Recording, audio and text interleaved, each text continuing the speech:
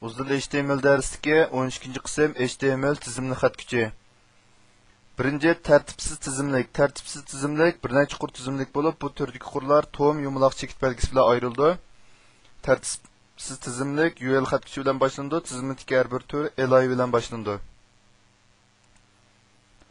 Masalan, mana qaraydigan bo'lsak, UL bilan boshlanib, UL bilan oxirlashdi. Mana bu buning har bir turlari holatda bo'ldi.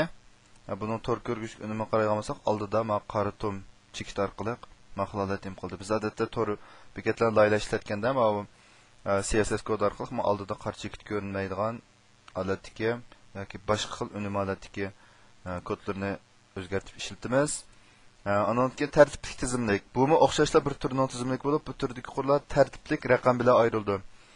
Tartibli tizimlik OL xat kuchi bilan boshlandi, tizimdagi har bir tur li bilan boshlandi.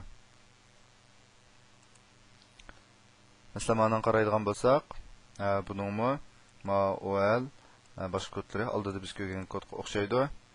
Buningki tor ko'rgich unumi qaraydigan bo'lsak, ma oldida avtomatikalda 1 2 deb buningga necha tur qo'shishimizni qat'iy nazar, shu tartib bo'yicha buningga raqam orqali ko'rsatib berdi. Üçüncü aniqlim tizimlik. Aniqlim tizimlik bir qurni turni ifodalashlar bo'lib qolmasdan tur va izohatning birikmasi hisoblanadi. Aniqlim tizimlik dial xat kuchi bilan boshlanadi. Tizimlik har bir tur dt bilan boshlanadi. Har bir tizimlik turning aniqlimasi dd bilan boshlanadi. Bu yerda dl, dt, dd mavo noiti aniq bo'lsin. Tizimlikdagi turlarning mazmuni abzas, qurtashlash belgisi, rasm, unush va boshqa tizimlik bo'lib bo'ladi. Burada 3 xil tizimlikka nisbatan buniki mazmuni shularning o'z ichiga oldi.